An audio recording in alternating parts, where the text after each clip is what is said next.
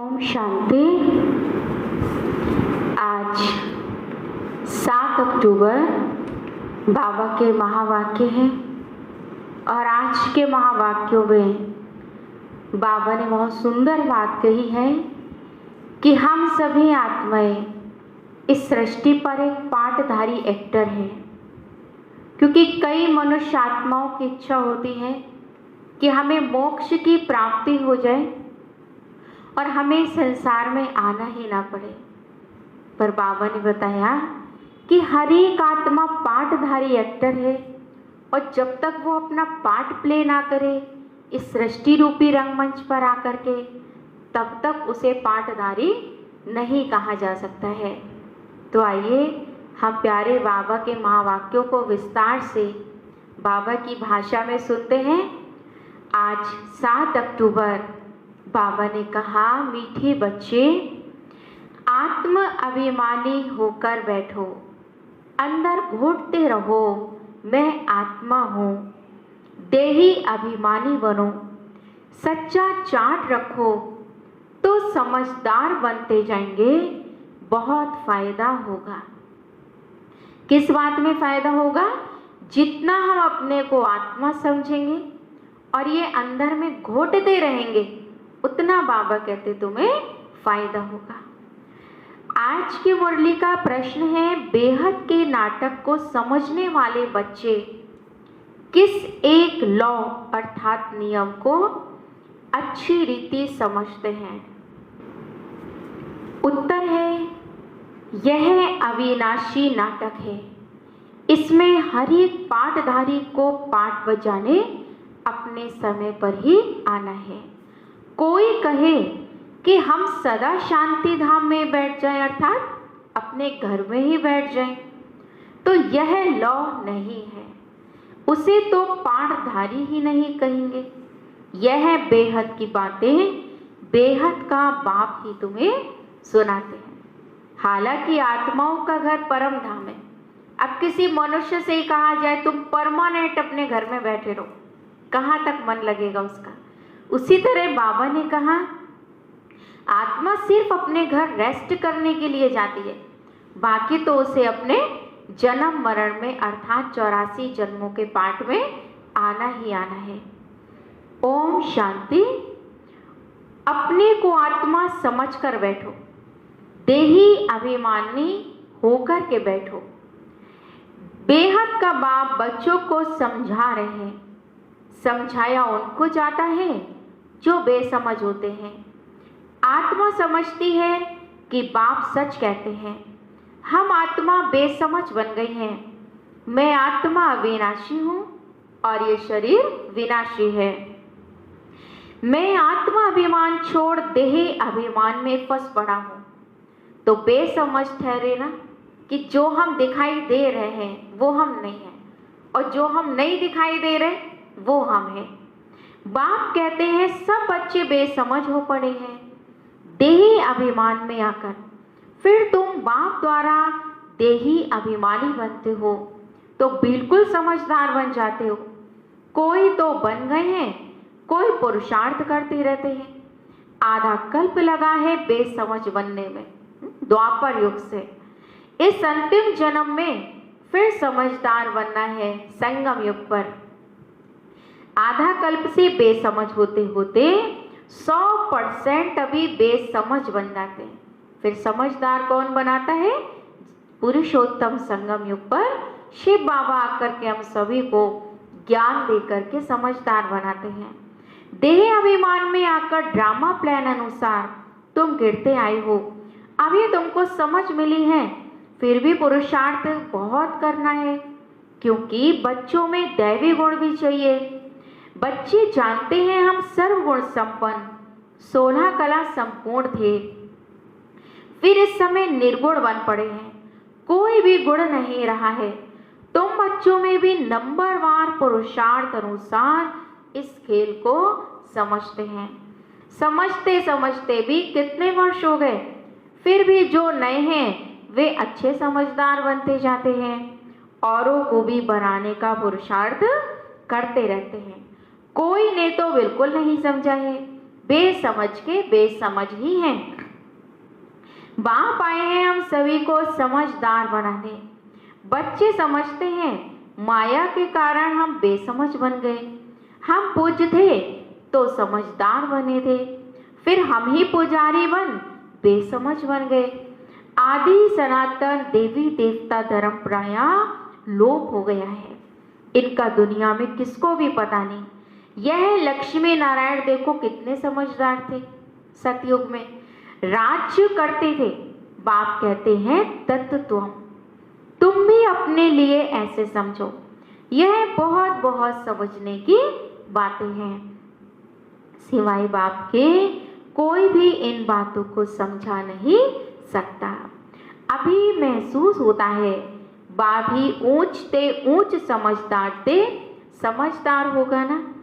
एक तो वो ज्ञान का सागर भी है, सर्व का सदगति दाता भी है, पतित पावन भी है। एक की ही महिमा है। इतना ऊंच ते ऊंच बाप आकर के बच्चे बच्चे कह कैसे अच्छी रीति समझाते हैं।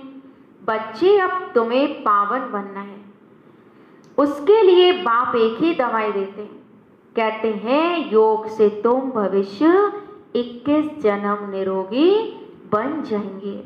तुम्हारे सब रोग सब दुख खत्म हो जाएंगे। किससे? योग से। तुम मुक्ति धाम में चले जाएंगे। अविनाशी सर्जन के पास एक ही दवाई है। अविनाशी सर्जन को सुप्रीम सोल परमात्मा शिव एक ही इंजेक्शन आत्मा को लगाते हैं। ऐसे नहीं कोई मनुष्य बैरिस्ट्री भी करेंगे, इंजीनियरिंग भी करेंगे, नहीं। हर एक आदमी अपने धंधे में ही लग जाते हैं। बाप को कहते हैं आकर पतित से पावन बनाओ, क्योंकि पतित बने में दुख है। शांति धाम को पावन दुनिया नहीं कहेंगे, स्वर्ग को ही पावन दुनिया कहेंगे। यह भी समझाया है मनुष्य शांति और सुख चाहते हैं। सच्ची सच्ची शांति तो वहाँ है जहाँ शरीर नहीं है, अर्थात परम धाम, जहाँ सिर्फ आत्माओं की दुनिया है। ये 5 तत्वों का शरीर नहीं, उसको कहा जाता है शांति धाम। बहुत कहते हैं शांति धाम में रहें, परंतु लौ नहीं है। वह तो पाठधारी हुआ नहीं। बच्चे नाटक को भी समझ गए हैं। जब एक्टर्स का पाठ होगा तब बाहर स्टेज पर आकर के पाठ बजाएंगे, अदरवाइज परम धाम बैठे रहेंगे। यह बेहद की बातें बेहद का बाप ही आकर के समझाते हैं। ज्ञान सागर भी उनको कहा जाता है। सर्व के सदगति दाता पतित पावन है। सर्व को पावन बनाने वाले तत्व नहीं हो सकते। पानी आदि सब तत्व हैं, वह सबकी कैसे सदगति करेंगे? आत्मा ही आकर के पाठ बजाती है। हठ योग का भी पाठ आत्मा बजाती है। यह बातें जो भी समझदार हैं वही समझ सकते हैं। बाप ने कितना समझाया है। कोई ऐसी युक्ति रचो जो मनुष्य समझे। कैसे पूज्य सो फिर पुजारी बनते हैं। पूज्य है नई दुनिया में और पुजारी है पुरानी दुनिया में। पावन को पूज्य, पतित को पुजारी कहा जाता है। यहाँ तो सब पतित हैं कलयुग में, क्योंकि 5 विकारों से पैदा हुए हैं। वहाँ तो श्रेष्ठ हैं, कहाँ? सतयुग में। गाते भी हैं संपूर्ण श्रेष्ठाचारी। अभी तुम बच्चों को ऐसा बनना है, कैसा? श्री लक्ष्मी नारायण जैसा। मेहनत है, मुख्य बात है बाबा की याद में रहने की। सभी कहते हैं याद में रहना बड़ा मुश्किल है, क्योंकि बाबा कहते हैं जो याद है वो पारे मिसल होती है। जो हम बाबा को याद करने बैठते हैं वो जाने कौन कौन हमें याद आ जाता है। हम जितना चाहते हैं याद में रह नहीं सकते। कोई सच्चाई से अगर चार्ट लिखे तो बहुत फायदा हो सकता है। बाप बच्चों को यह ज्ञान देते हैं कि मन मना भव, तुम अर्थ सहित कहते हो। तुम्हें बाप हर बात यथार्थ रीति अर्थ सहित समझाते हैं। बाप से बच्चे कई प्रकार के प्रश्न पूछते हैं। बाप करके दिल लेने के लिए कुछ कह देते हैं, परंतु बाप कहते मेरा काम ही है सभी को पतित से पावन बनाना। मुझे तो बुलाते ही इसलिए हो। तुम जानते हो हम आत्मा शरीर सहित पावन थे। अभी वही आत्मा शरीर सहित पतित बन गई कब? जब वो 84 जन्म मरण के चक्र में आई। कलयुग में आते आते आत्मा पतित बन गई है। 84 जन्मों का हिसाब है ना। तुम जानते हो अभी यह दुनिया कांटों का जंगल बन गई है। यह लक्ष्मी नारायण तो फूल है ना, उन्हों के आगे कांटे जाकर कहते हैं आप सर्वगुण संपन्न 16 कला संपूर्ण। हम पापी हैं, कपटी हैं, सबसे बड़ा कांटा तो है, बाबा ने कहा, काम विकार। बाप कहते हैं इस पर जीत पहन जगत जीत बनो। मनुष्य कहते हैं भगवान को कोई ना कोई रूप में आना है, भागीरथ पर विराजमान हो आना है। भागीरथ कौन? ब्रह्मा बाबा, जिनके तन में आकर के भगवान हम सभी को हमें हमारे 84 जन्मों की कहानी बताते और हमें हमारे सत्य स्वरूप की पहचान देते हैं। भगवान को आना ही है पुरानी दुनिया को नया बनाने। भगवान नई दुनिया में नहीं आते। भगवान आएंगे तो पुरानी में, क्योंकि उसका कर्तव्य ही है पुराने को नया बनाना। नई दुनिया को सतो प्रधान और पुरानी दुनिया को तमो प्रधान कहा जाता है। जबकि अभी पुरानी दुनिया है तो जरूर बाप को आना ही पड़े। बाप को ही रचयिता कहा जाता है। तुम बच्चों को कितना सहज समझाते हैं, कितनी खुशी होनी चाहिए। बाकी किसका कर्म भोग का हिसाब किताब है? कुछ भी है वह तो फिर भोगना ही है। बाबा ने कहा 63 जन्म तुमने पाप किए हैं तो कोई ना कोई हिसाब किताब तो आखिर जन्म में रह ही जाएगा, जिसे हम सभी को ज्ञान और योग से चुकता करना है। इसमें बाबा आशीर्वाद नहीं करते हैं, हाँ ये जरूर कहते हैं जितना तुम मुझे याद करेंगे उतना तुम्हारे हिसाब किताब जल्दी चुकत होते जाएंगे। बाबा से क्या वर्षा पाना चाहते हो? मुक्ति, जीवन मुक्ति का। मुक्ति, जीवन मुक्ति का दाता एक ही ज्ञान सागर बाप है, इसलिए उनको ज्ञान दाता कहा जाता है। भगवान ने ज्ञान दिया था, परंतु कब दिया, किसने दिया, यह किसको भी पता नहीं है। सारा मुझारा इसमें है। किसको ज्ञान दिया यह भी किसको पता नहीं है। अभी यह ब्रह्मा बैठे हैं, इनको मालूम पड़ा है हम सो नारायण था, फिर 84 जन्म हो गए। यह है नंबर 1 में। बाबा बतलाते हैं मेरी तो आँख ही खुल गई। तुम भी कहेंगे हमारी तो आंखें ही खुल गई। कब? जब हमें ज्ञान का तीसरा नेत्र मिला। तीसरा नेत्र तो खुलता है ना। तुम कहेंगे हमको बाप का सृष्टि चक्र का पूरा ज्ञान मिल गया है। मैं जो हूँ जैसा हूँ, मेरी आंखें खुल गई हैं। कितना वंडर है। हम आत्मा फर्स्ट हैं और फिर अपने को देह समझ बैठे। आत्मा कहती है हम एक शरीर छोड़ दूसरा लेती हूँ, फिर भी हम अपने को आत्मा भूल देह अभिमानी बन जाते हैं। इसलिए अब तुमको पहले ये समझ देता हूँ कि अपने को आत्मा समझ बैठो। अंदर में ये घोटते रहो कि मैं आत्मा हूँ। आत्मा ना समझने से फिर बाप को भूल जाते हैं। फील करते हो बरोबर हम घड़ी घड़ी देह अभिमान में आ जाते हैं। मेहनत करनी है यहाँ बैठो तो भी आत्म अभिमानी होकर के बैठो। बाप कहते हैं हम तुम बच्चों को राजाई देने आए हैं। आधा कल्प तुमने हमको याद किया। कोई भी बात सामने आती है तो कहते हैं हाय राम, परंतु ईश्वर व राम कौन है यह किसको भी पता नहीं है। कहने को कह देते हैं हाय राम, पर यह नहीं पता कि वो भगवान ईश्वर या राम है कौन। तुमको सिद्ध करना है ज्ञान का सागर पतित पावन, सर्व का सदगति दाता, त्रिमूर्ति परम पिता परमात्मा शिव है। ब्रह्मा विष्णु शंकर तीनों का जन्म इकट्ठा है। सिर्फ शिव जयंती नहीं है, परंतु त्रिमूर्ति शिव जयंती है। जरूर जब शिव की जयंती होगी तो ब्रह्मा की भी जयंती होगी, क्योंकि शिव बाबा जब ब्रह्मा बाबा में आते हैं तभी शिव बाबा की भी जयंती होती है और ब्रह्मा की भी। सिर्फ शिव जयंती नहीं, परंतु त्रिमूर्ति शिव जयंती, क्योंकि शिव बाबा भी अकेले ही स्थापना का कार्य नहीं करते, वो भी ब्रह्मा बाबा को माध्यम बनाते हैं। जरूर जब शिव की जयंती होगी तो ब्रह्मा की भी जयंती होगी। शिव की जयंती मनाते हैं, परंतु ब्रह्मा ने क्या किया? लौकिक, पारलौकिक और यह है अलौकिक बाप।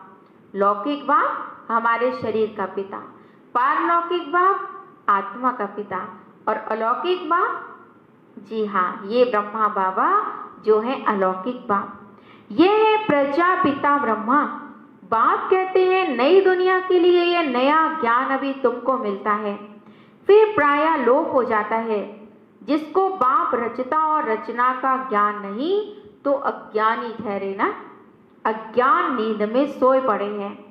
ज्ञान से है दिन और भक्ति से है रात। शिवरात्रि का अर्थ भी नहीं जानते, इसलिए उनकी हॉलीडे भी उड़ा देते हैं। अभी तो हॉलीडे होने लगी है, पर बाबा कहते हैं हॉलीडे नहीं होती थी उस समय, तो हॉलीडे शिवरात्रि की उड़ा देते थे। अभी तो तुम जानते हो बाप आते ही हैं सबकी ज्योति जगाने। यह तुम बत्तियां आदि जगाएंगे तो समझेंगे इनका कोई बड़ा दिन है। बाबा कहते शिव जयंती का जो पर्व है बहुत धूमधाम से हम बाबा के बच्चों को मनाना चाहिए, क्योंकि ये शिव जयंती का पर्व परमात्मा की सृष्टि पर अवतरित होने की यादगार है। अभी तुम जगाते हो अर्थ सहित, वो लोग थोड़े ही समझेंगे, तुम्हारे भाषण से पूरा समझ नहीं सकते। अभी सारे विश्व पर रावण का राज्य है, यहाँ तो मनुष्य देखो कितने दुखी हैं। रिद्धि सिद्धि वाले भी बहुत तंग करते हैं, अखबारों में भी पढ़ता है इनमें इविल सोल है, बहुत दुख देते हैं। बाबा कहते हैं इन बातों से तुम्हारा कोई भी कनेक्शन नहीं है। किन बातों से? रिद्धि सिद्धि। बाप तो सीधी बात बतलाते हैं, बच्चे तुम मुझे याद करो तो तुम पावन बन जाएंगे, तुम्हारे सब दुख दूर हो जाएंगे। अच्छा, आज के बाबा के ये थे मधुर महावाक्य। अच्छा मीठे मीठे सिखिला दे बच्चों प्रति माता पिता, बाप दादा का याद प्यार और गुड मॉर्निंग। रूहानी बाप की रूहानी बच्चों को नमस्ते। हम रूहानी बच्चों की रूहानी बाप दादा को नमस्ते नमस्ते, गुड मॉर्निंग। शुक्रिया बाबा, शुक्रिया। आज की हम पूरी मुरली से मुख्य पॉइंट जो हमें धारण करनी है, जिस पर हमें मेहनत करनी है, वो हम सभी ध्यान से सुनेंगे कि आज की पूरी मुरली का क्या सार है। आज की मुरली का मुख्य सार है, पहली पॉइंट, यथार्थ रीति बाप को याद करने व आत्माभिमानी बनने की मेहनत करनी है। सच्चाई से अपना चार्ट रखना है, इसमें ही बहुत बहुत फायदा है। दूसरी पॉइंट है, सबसे बड़ा दुख देने वाला कांटा है काम विकार। इस पर योग से विजय प्राप्त कर पतित से पावन बनना है। बाकी किन्हीं भी बातों से तुम्हारा कोई भी कनेक्शन नहीं है। तो आज बाबा के इस सार को पूरे दिन हम सभी इस पर अभ्यास करेंगे। वरदान है, आज हमारे सदगुरु शिव बाबा ने वरदान दिया है, विघ्न प्रूफ चमकीली फरिश्ता ड्रेस धारण कर, करने वाले सदा विघ्न विनाशक भव। विघ्न प्रूफ चमकीली फरिश्ता ड्रेस धारण करने वाले सदा विघ्न विनाशक भव। स्पष्टीकरण है, स्वयं के प्रति और सर्व के प्रति सदा विघ्न विनाशक बनने के लिए क्वेश्चन मार्क को विदाई देना है और फुल स्टॉप द्वारा सर्व शक्तियों का फुल स्टॉप करना है। सदा विघ्न प्रूफ चमकीली फरिश्ता ड्रेस पहनकर रखना, मिट्टी की ड्रेस नहीं पहनना। देह अभिमान में आना अर्थात अपने को शरीर समझना, यह है मिट्टी की ड्रेस पहनना, और अपने को फरिश्ता समझना, आत्मा समझना, यह है चमकीली फरिश्ता ड्रेस पहनना। साथ साथ सर्व गुणों के गहनों से सजे रहना, सदा अष्ट शक्ति शस्त्रधारी संपन्न मूर्ति बनकर रहना और कमल पुष्प के आसन पर अपने श्रेष्ठ जीवन के पांव रखना। ये है आज का बाबा का बहुत सुंदर वरदान कि हमें कमल पुष्प के आसन पर विराजमान होकर अपने श्रेष्ठ जीवन के पांव रखना है। स्लोगन है, अभ्यास पर पूरा पूरा अटेंशन दो। अभ्यास पर पूरा पूरा अटेंशन दो तो फर्स्ट डिवीजन में आ जाएगा। अभ्यास पर पूरा पूरा अटेंशन दो तो फर्स्ट डिवीजन में नंबर आ जाएगा। क्योंकि हम सभी जो ईश्वरीय पढ़ाई पढ़ते हैं तो हम सभी का लक्ष्य तो यही है, पुरुषार्थ हमारा चाहे कुछ भी हो, पर लक्ष्य सभी का यही है कि हम श्री लक्ष्मी और नारायण के समान बने, उनके राज्य में जाएं। तो बाबा ने कहा उसके लिए तुम्हें करना पड़ेगा अपने को आत्मा समझने का अभ्यास, बार बार बाबा को याद करने का अभ्यास, बार बार मिट्टी की ड्रेस ना पहन के फरिश्ता चमकीली ड्रेस पहनने का अभ्यास। तो जब हम ये अभ्यास करते हैं, बाबा की ज्ञान का मनन चिंतन मुरली सुनने के बाद हम दिन में कई बार करते हैं और बाबा जो हमें विशेष पॉइंट रोज की मुरली में सुनाते हैं उसे हम अपनी डायरी के पन्नों पर लिखते हैं, बिना देखे विचार सागर मंथन करके सोच करके लिखते हैं। तो ये अभ्यास पक्का करने से फर्स्ट डिवीजन तो बाबा कहते निश्चित ही है। अच्छा, ओम शांति।